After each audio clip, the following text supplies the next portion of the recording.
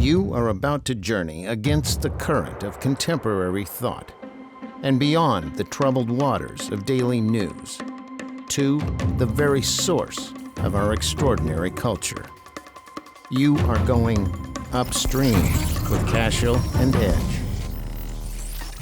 Mr. Loy Edge here Jack in person. Cashel, how are you? Good to see you. It's been, what, a week? Oh, at least. About that, right. And we're back, though, here We're at back at Upstream. with Cashel and Edge. You know, I still like our opening. I think you did a great job with that. Thank you. You have a future as a voice professional. Okay. Or well, maybe that's a past. I have a past.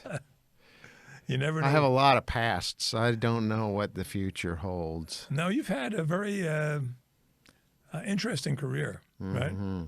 I remember once, this is bizarre, just a quick digression. I once, in a fit of desperation years ago, after I left the housing authority, applied for a job at Hallmark, Ooh, right? wow. And so the guy looks at my resume, right, which is so un-Hallmark ready, it's pathetic.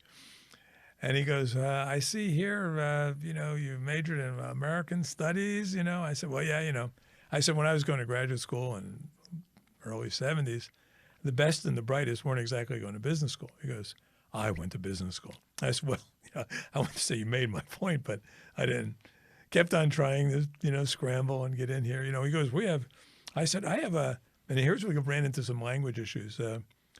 He goes, I'm looking at your resume. It's kind of erratic. I said, no, I would call it eclectic. So he goes, well, this is literally what he said to me. He goes, at Hallmark, we have slots, and we have people who fit into slots. And I don't think you'll fit into a slot here. And so some years later, when I was writing for the Business Journal, on a very popular front page column, I wrote about that interview. And Hallmark got me fired from the Business Journal, right? And so the head of Honcho at Hallmark called me. I was in advertising at the time. I mean, I didn't need the side gig. It wasn't a big deal, but it was very popular. And he said, did this interview happen? I said, yes. Who was the interviewer? I said, well, I don't want to rat him out, but you give me a bunch of names, I'll tell you who it was. I don't remember offhand, but. And he goes, I said, that's it. That's your guy. Where did it take place? I said, he was in a cubicle, right, with the other people filling slots at Hallmark. But anyhow, that's totally off the topic, but that's why I never went to work for Hallmark. Never got close. Then they got me fired from another place. So they they used their power pretty ruthlessly then, Well, those places were they were kind of the first wave of that kind of. They were, of that corporate tight-assness. Yeah, and not only that. Tight-assity, I don't know what you'd call it. Corporate oppression, which brings us to our theme today, is how does someone resist that kind of oppression? Mm-hmm. And we are looking at, as we've seen the events unfold, especially in the last month or two, we've seen some real interesting examples of some people protesting, and some people are rioting, and some people doing something in between. But you've given us some thought, I know.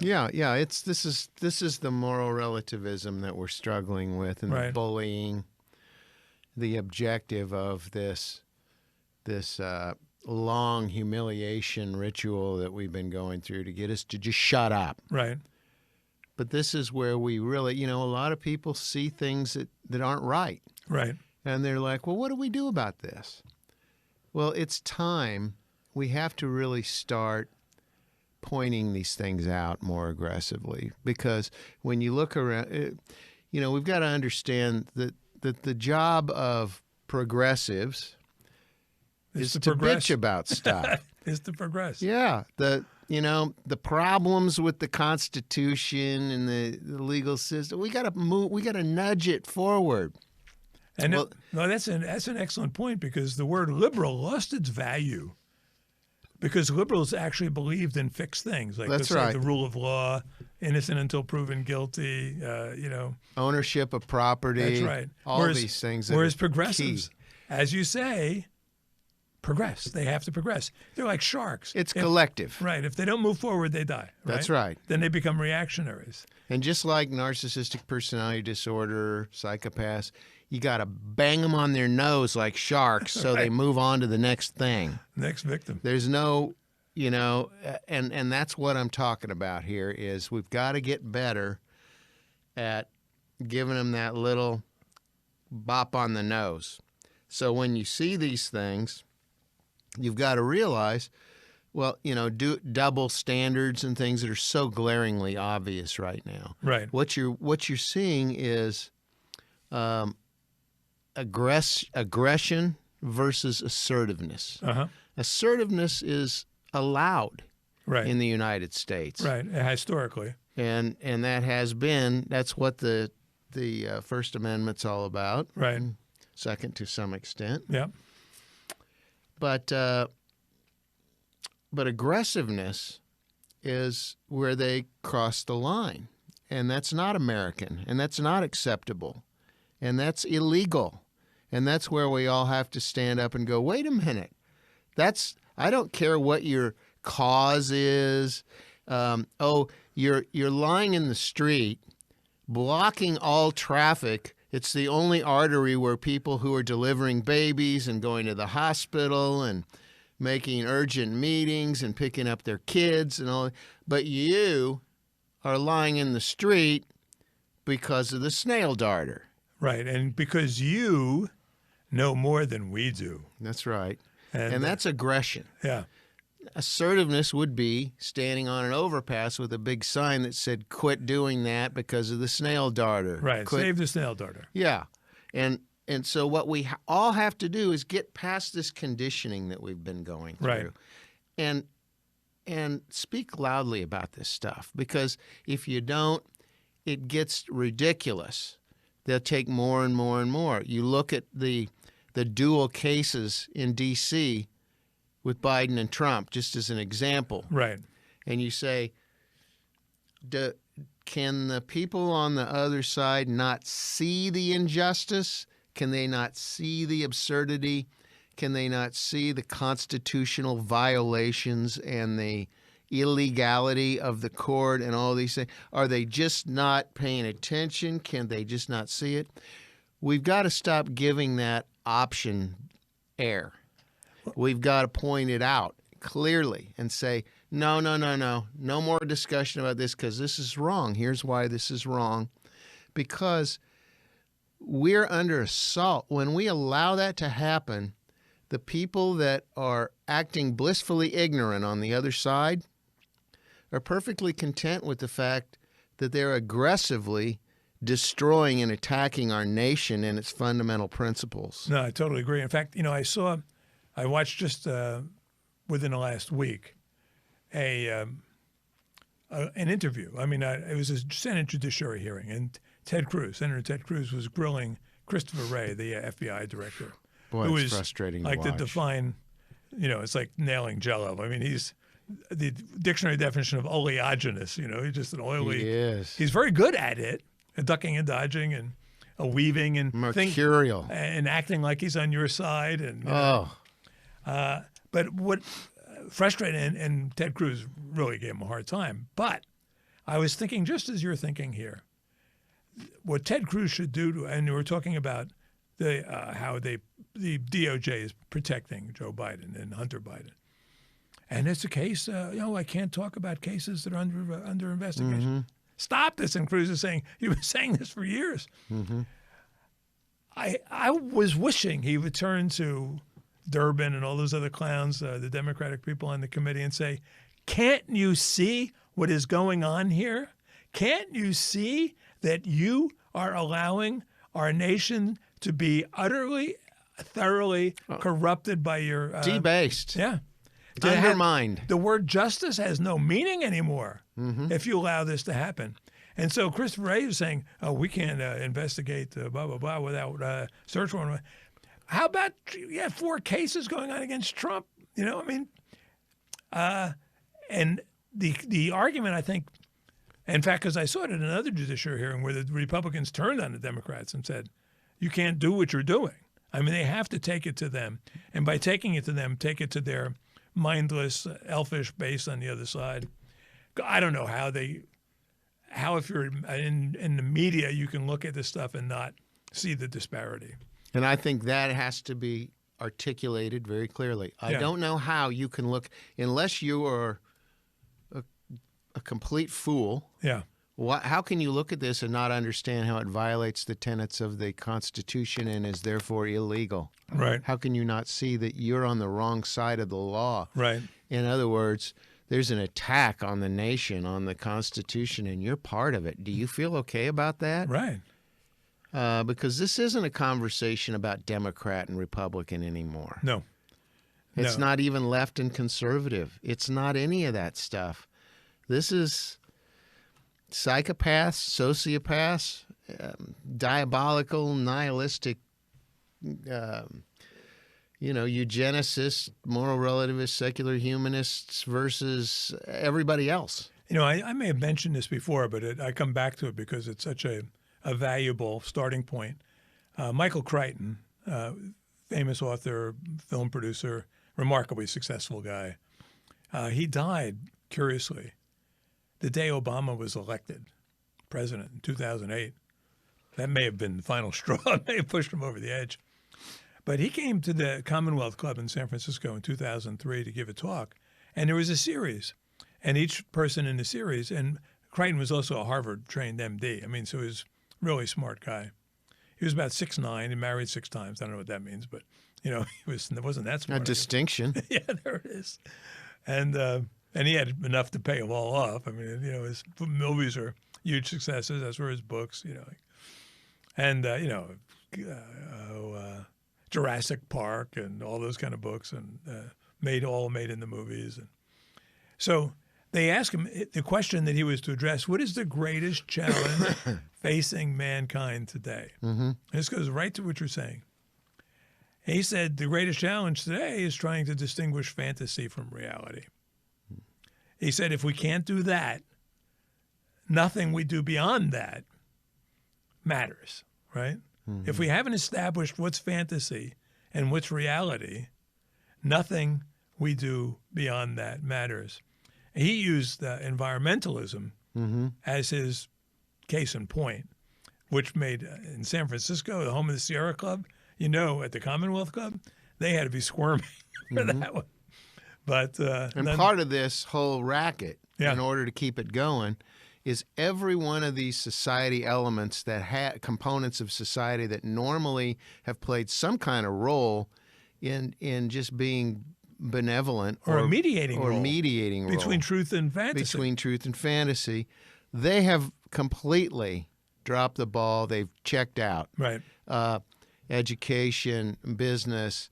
It doesn't matter. Any one of the police, law enforcement, military, everybody, every aspect of our community has always been woven together to just, it's a safety net. It's kind of like when somebody violates something prima facie like that, and it's just staring at you, and you're going, there is no way you can justify or rationalize this in a constitutional republic. If this goes forward, our republic is at risk. That's right. They're doing it with everything. I saw I don't know if you watched the debate a couple of weeks ago between Gavin Newsom and Ron DeSantis. I saw parts of it. There's no way I could have watched that whole damn thing. But it was fascinating in a way because Newsom, having been the mayor of San Francisco, and the governor of California currently, represents fantasy. Yeah, he's like the Captain Fantasy. He is. And at one point, it got totally. I mean, there were a few points that got silly, but the point that became most evident that he was willing to say anything was when he insisted that Joe Biden was 100% okay. And that he's fit for another 4 years, and that this has been an extremely successful term. And so DeSantis says to him, are you telling me that Joe Biden's 100% okay? Right. Right? Now, everyone in the audience... That's a great example of where was everybody standing up going, that is ridiculous. Right. Guffaw, guffaw, guffaw. The emperor has no clothes. Right. And there you are putting the clothes back on him, or trying to put back. And that 40% of the American people say, yeah, he's right. He really nailed that one. And they thought Newsom was winning this debate. Right. Right. DeSantis pulls up the poop map of San Francisco, right?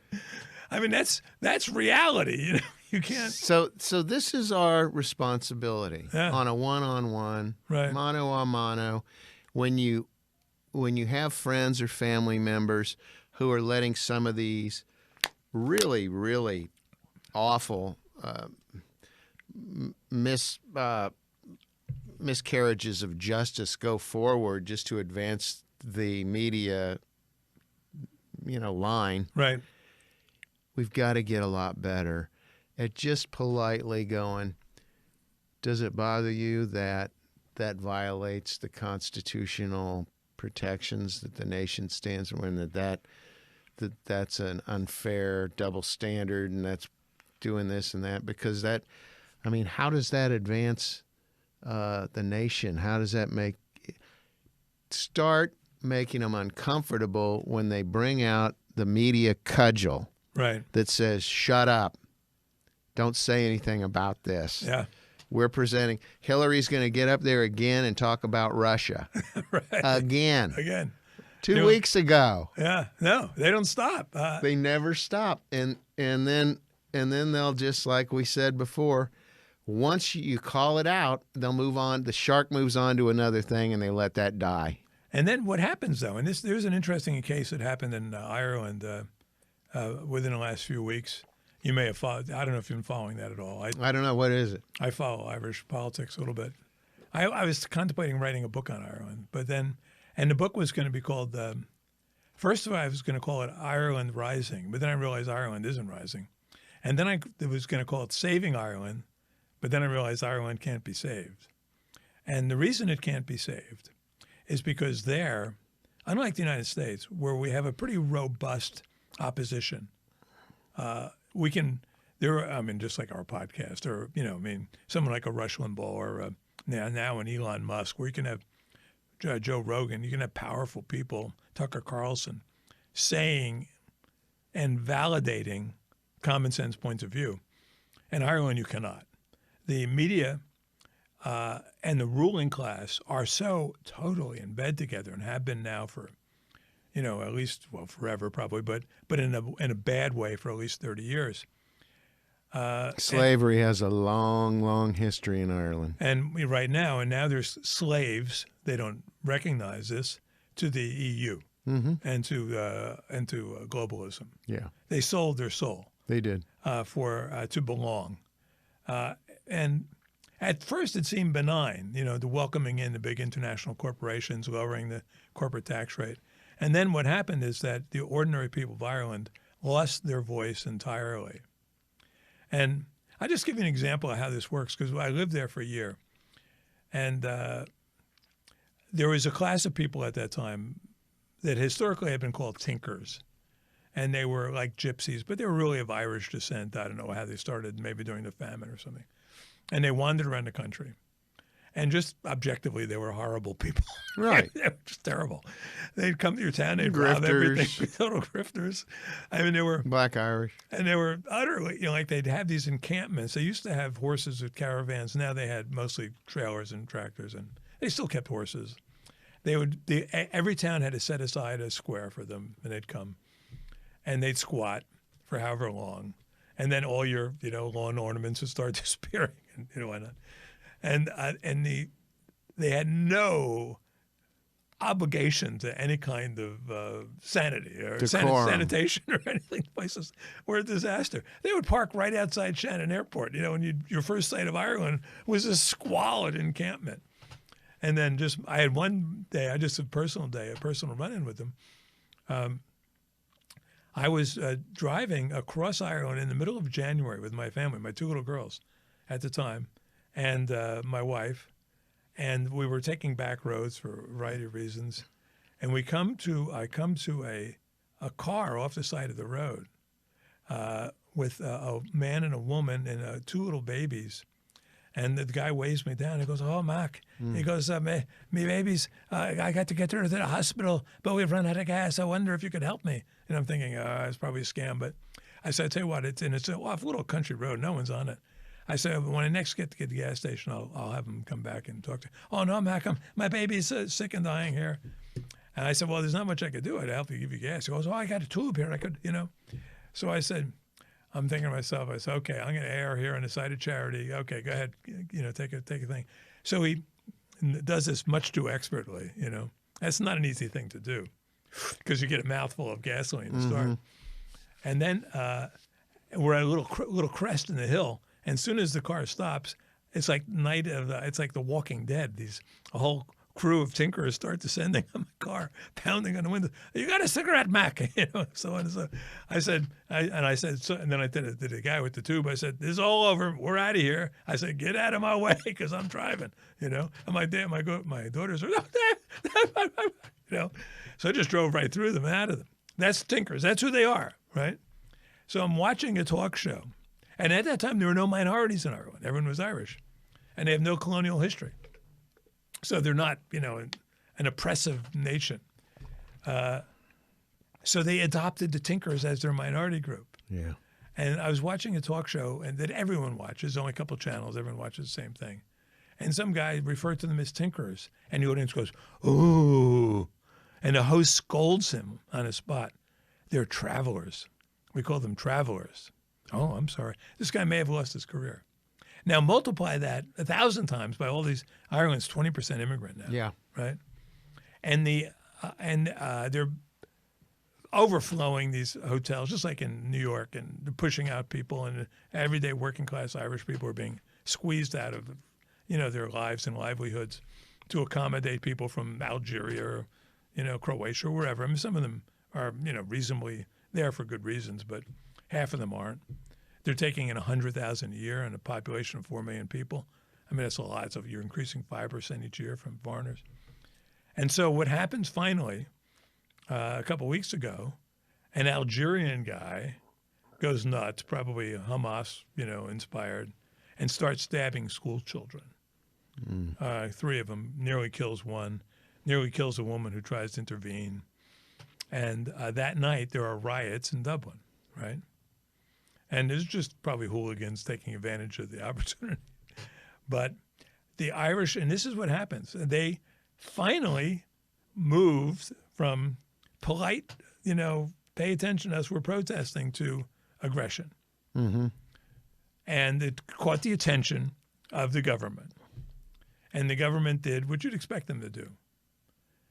They came down on them like a ton of bricks, the rioters, using all their techniques and swear to identify them. Sounds like something happened here in the United States 3 years ago on our own Bastille Day, we'll call it, to get by our censors. That's right. And Bastille Day was a walk in the park, and no. So when you resist, when that movement goes from resistance to outright aggression, you have to be prepared that the powers that be are not going to take it. What they're going to do is amplify it. They're going to mischaracterize it. And they turn a blind eye to all of it that pleases them. That's right. That's right. So, and that's why we have to get much better at calling the balls and strikes and squawking real loud about it. Right. And forcing them to defend their wall of silence. Yeah. Because they use that wall of silence to hush everybody. It's kind of like Elon. Yeah. With his Andrew Sorkin moment. Right. That the reason that felt so cathartic to everyone, or to many. You mean, was that his FU moment? Yeah, right. Was because of the implied power of the bullying that he was passing on, and as part of that whole machine, Andrew was kind of proud of it. It's kind of like bringing that power. Yeah. What if they don't advertise? Yeah. What are you going to do then, big hotshot boy? Huh? Was that Andrew Sorkin who was it? Yeah. I didn't know that. Yeah. So he's part of that whole thing. Oh, sure. And he was just shocked. He's the guy who wrote West Wing and all those kind of things, He's like, what? His answer was wonderful. Yeah, I mean, he was just gobsmacked. Right. He goes, I'm not going to let this money, I'm not going to let anyone blackmail me over money. Right. What I said to him was F you. I didn't say F. He said out the whole word. We'll be a little discreet here. And then he goes, am I making myself clear? Right. He says, right? I hope it's clear. I mean, he's the John Galt of our age. It's you know? exactly right. I mean, but he's- that was a great example of when they went to aggression. Right. I'm going to take your. We're going to stop advertising and coerce you into silence. Right. Well, that's not American. No. No, especially if you're being coerced into silence for defending, essentially, the most fundamental right we have as Americans, which is free speech, free assembly. And that Disney would sign on, right? Walmart signs on to this. Well, They're all, not They all gone, suck. but yeah. In fact, I was last month I was in Bentonville, which is, Walmart's home. And now Bentonville might as well be San Francisco. I mean, it's as woke as could be. There's, little rainbow flags and all the stores Really? and shops. Yeah, right. It's because it's been globalized. I mean, all these companies that deal with Walmart now they have sub-headquarters in there in Bentonville. So it's become an international city. You've been sitting there in, northwest Arkansas, right? there's some bad stuff going on there. Yeah, yeah. But although I liked the area, it was a nice area. But it was it is when you are owned that way by one entity, compliance is the natural response. But you can't. You have to resist that. Resist that urge to comply. I noticed that because I'm actually doing a book on our Bastille Day, on the women of our Bastille Day. Really? Yeah, and I'm in the early stages of it, but I've gotten into it pretty. One of the interesting trends. Wow, all my friends are doing that. I guess I got to get on the bandwagon. Write a story about Bastille Day. Yeah, it'll be in the news for the next year.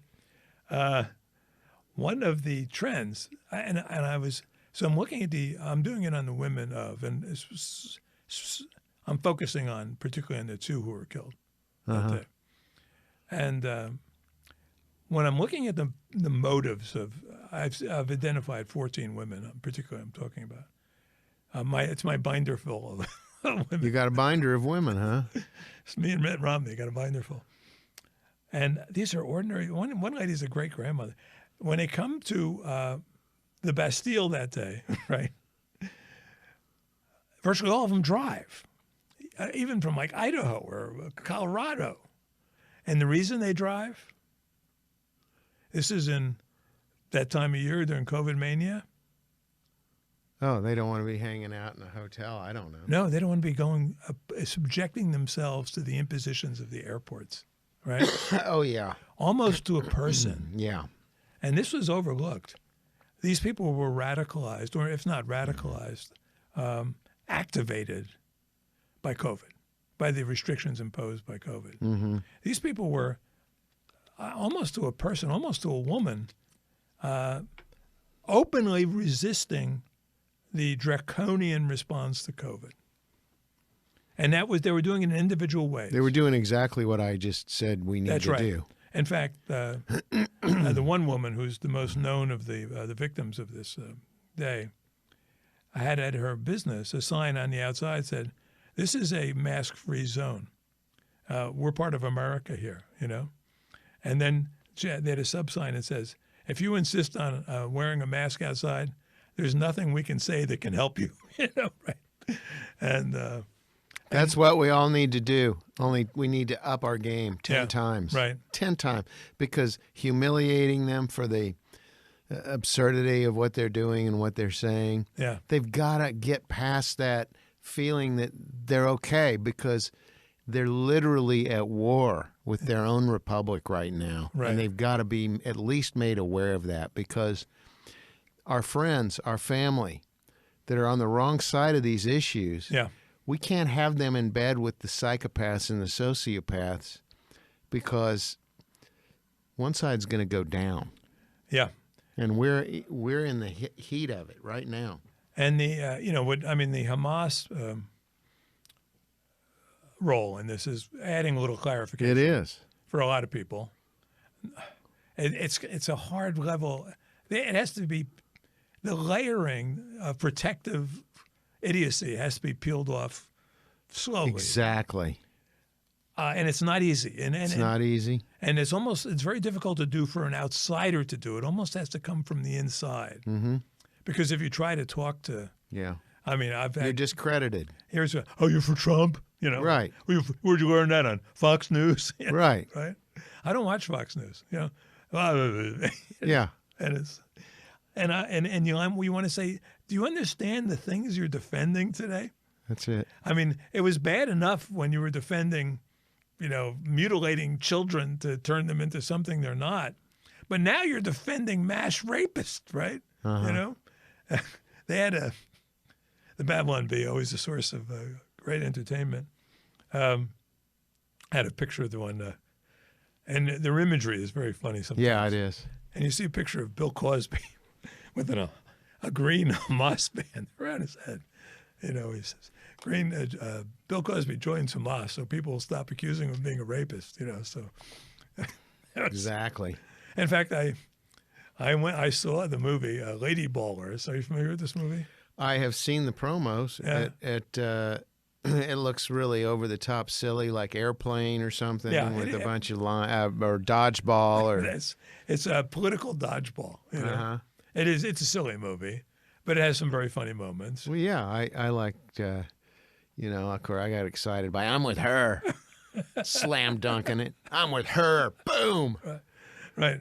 I thought the best line was, because we talked about this before, and I forget the lead up to it was like, they're transforming, all of our American sports, like football and basketball and soccer. And someone says, "No, we're talking about sports here." Right.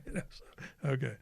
But it features all the Daily Wire cast and cameo roles, and Ben Shapiro is the ref, and Matt Walsh plays some sort of guru, and silly stuff. It's a silly movie with some funny moments. But you saw it, Yes.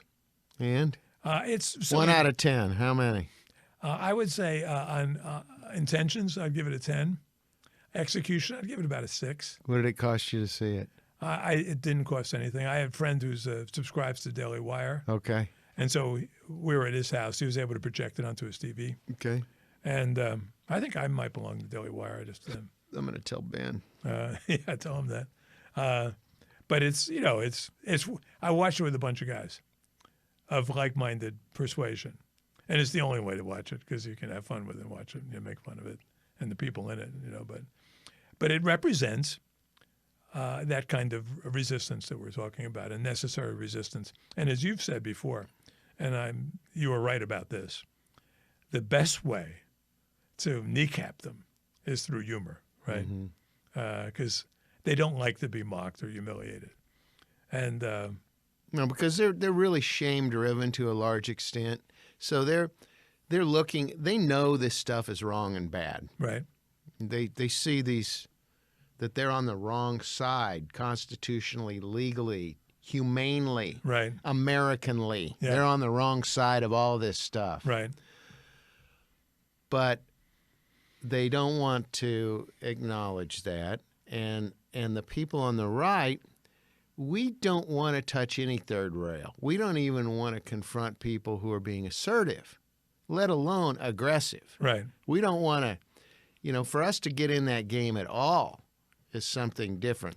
But for the people on the left who know, and so they have this deep down shame and this avoidance, this denial and avoidance, that they walking around with their cognitive dissonance thinking, well, so we fudge a little bit on the Constitution and we throw that guy in prison for 700 years. yeah, Big deal. right. We don't know him. He's not us. There's a lot of guys from the Bastille. They're cooling their heels in the slammer. Right. It's not me. Only about 1,400 of them or so, I mean.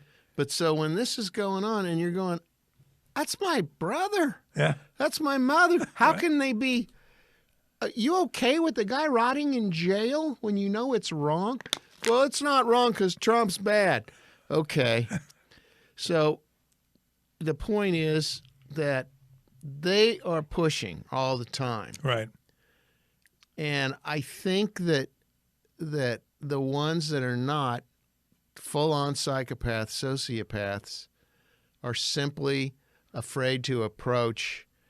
They're the ones who are engaging in this what do we call it?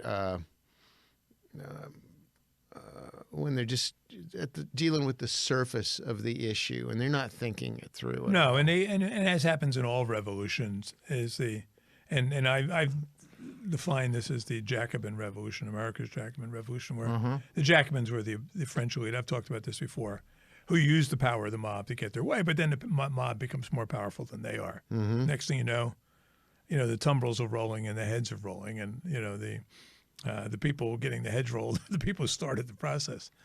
That'll happen here. We're getting close. Right.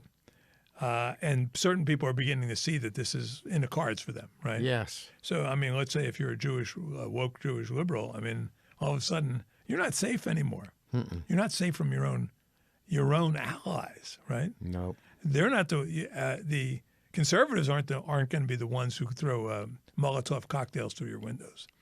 It's your friends. Parsimony is the word I was looking for. They're engaged in that superficial level of thought, and all these Jewish people, they have to go into a whole different level at this point right now and figure out which side they're on and why.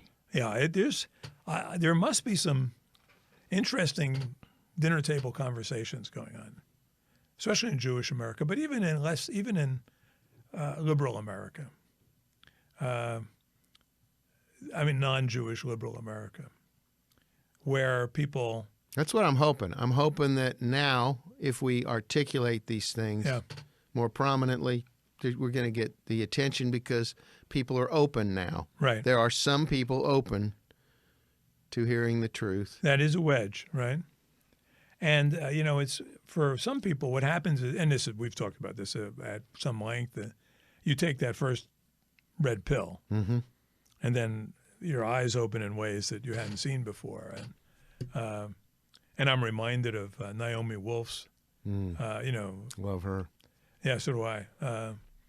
It's not reciprocated in my case. Yeah, no. I mean, I know because she's your girl. And my chick, yeah. Yeah, right. And you're a single guy. I can't go after, But she wrote an apology to conservative America for her misjudgment about Bastille Day, right?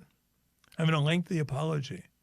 And she got into that through... We're referring to a certain day in Enero, early Enero, as Bastille Day. Right. Go ahead. She got into that through COVID. That was her red pilling. And then once she saw that, she began to see this, that, and the other thing. And that's kind of the disappointment with Robert Kennedy's campaign. He knows enough to know that we've been had. But he's throwing in a lot of inappropriate stiff arms. That's right. He's too proud and too much equity invested in being a Democrat to go the whole distance, or even to make the next step and say, "Hey, climate change is just COVID, a long-term COVID. It's COVID that we can't prove it's wrong immediately." So we can, make believe it's true even while our private jets are stuck in the airport in Frankfurt, unable to get to the global warming conference, wherever they were going to Dubai. And how we can stand by and let somebody in the United States of America say, you're going to be forced to drive an electric car in 7 years, or whatever they decide. Right. That's the most insane, un-American, ridiculous, suicidal thing but nobody's squawking. Well, that came up frequently in the DeSantis, and that's what Trump and Newsom debate is that DeSantis made the point that people are leaving California. Right. And but he says, and coming to Florida, he goes, but why would anyone want to leave California? You have the most beautiful state in the country. You have the best weather, And what have you done to turn this paradise into a place that people feel need to flee? And it's because of things like that. Those are the Californians decided to become the leading edge of the whole woke revolution, and people are voting with their feet and getting out. That's right. And they're the people that are leaving are the ones they don't want to leave. You know, the people who work for a living and are self-supporting and run small businesses. Because they don't understand what zero-based thinkers are all about. They're entrepreneurial. When you go in there and you just want to lock everybody down into your globalist system of structure and overwhelming statism, Right. that's for the zero-sum thinkers. They love that. Just take care of me.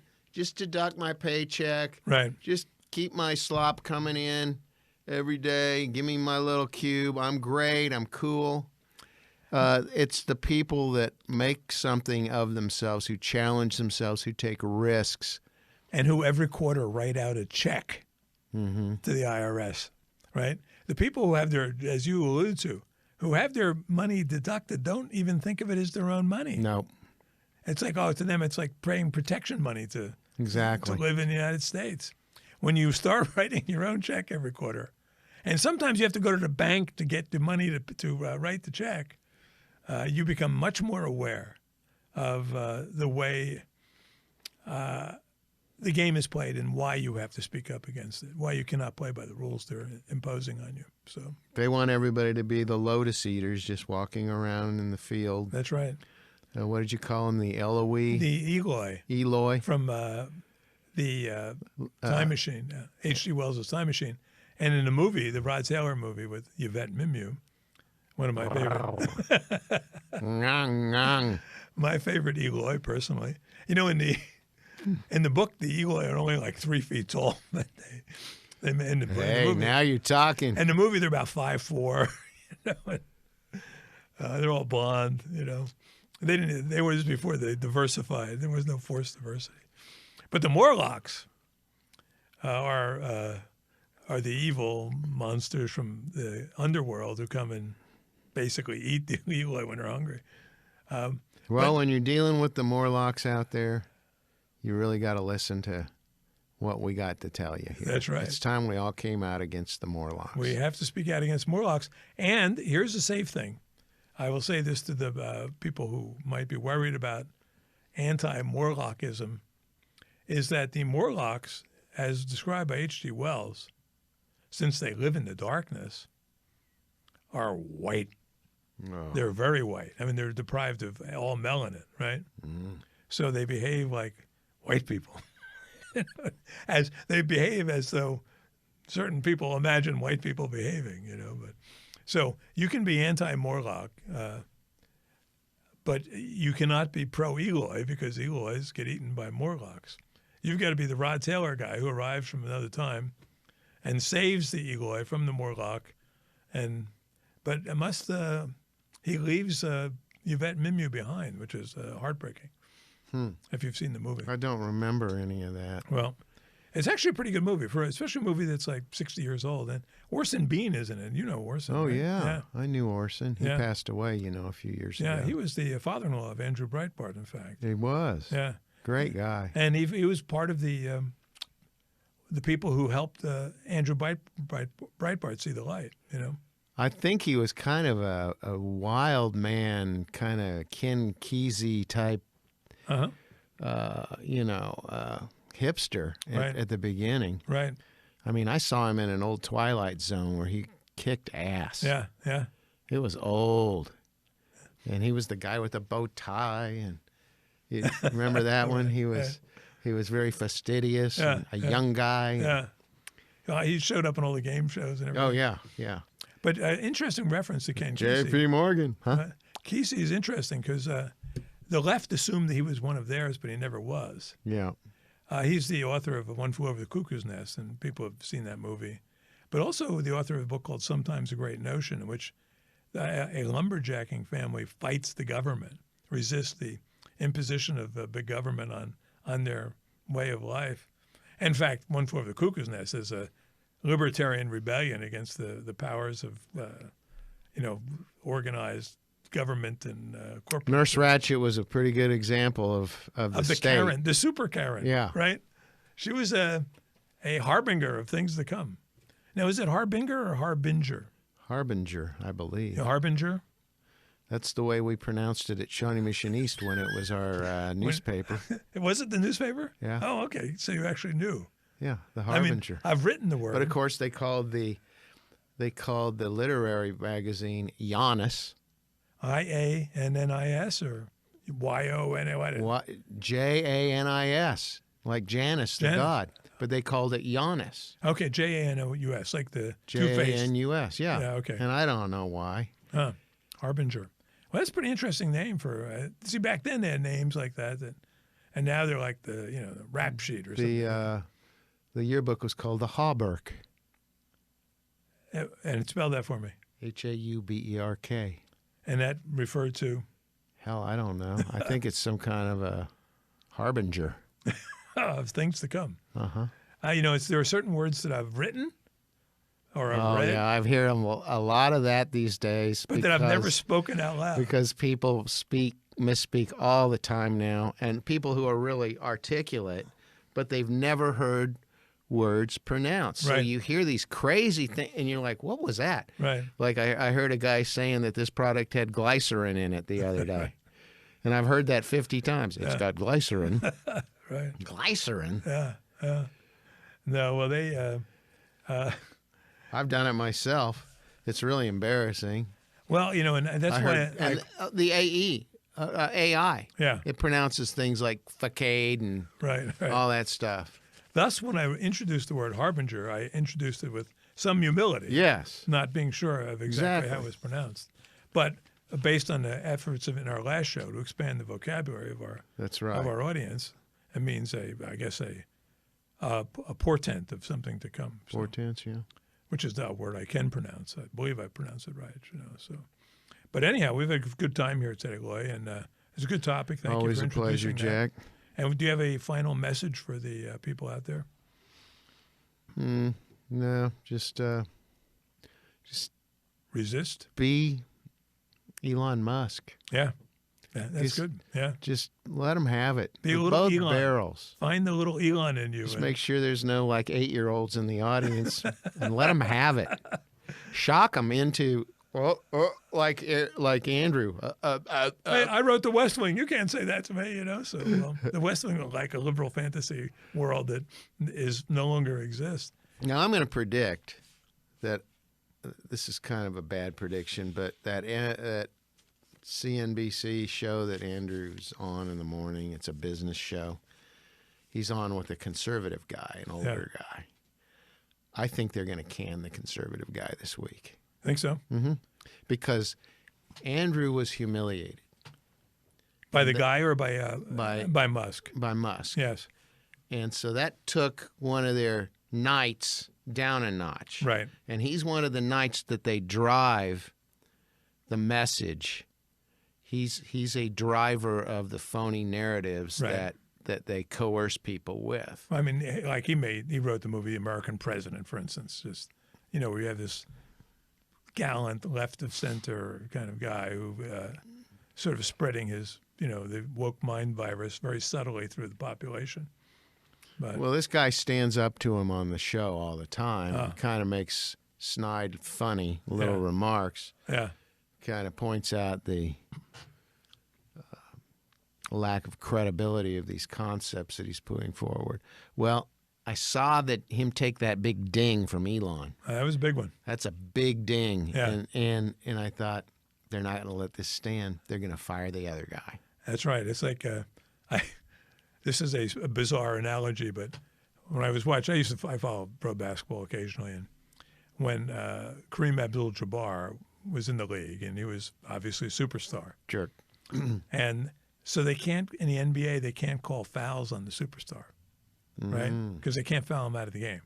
I mean, it's an unwritten rule. Okay, well, I see that. So there's this other guy that they would send in to replace Jabbar for like 5 minutes to give him a break. And I think his name was, I'm thinking it's Cornell Warner, but that may have been the name of a movie star I'm confusing him with. But anyhow, he'd come in and he'd get 4 or 5 fouls in 5 minutes, right? Because they got to call fouls on the Lakers, periodically. Just like they can't foul out Elon Musk, so they'll take it out on this other guy. Yeah, good point. Anyhow, you are listening to Upstream with Cash and Ledge. We're broadcasting live, or not so live, from Real Media, Overland Park. it's a great place. You can come and do your own podcast here. It's REAL Media. All the cool people do. And a lot of people have, and some people, it's also a good place to come and get some updates on how to become a better politician. We'll be running some classes on that in the near That's future. right. We'll show you. So, hey, thanks for listening in, and we'll talk to you next week. See you, Jack.